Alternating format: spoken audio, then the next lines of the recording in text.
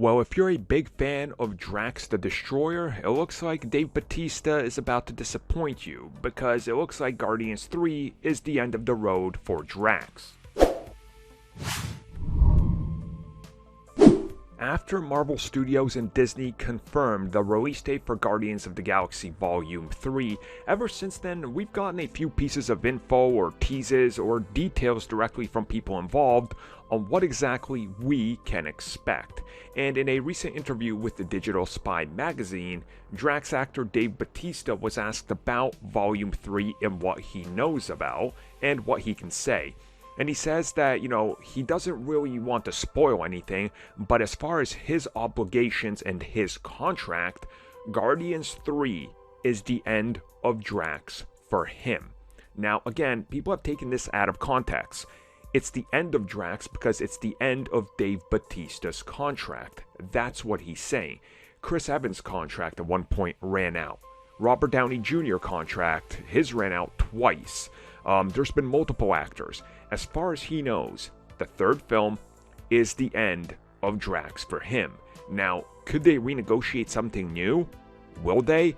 That's always up to them and their agents and what happens, but as he said, for him, it's the end of Drax. And he even mentioned on social media after getting some backlash that, guys, I'm going to be in my mid-50s by the time this film is out. What do you expect of me?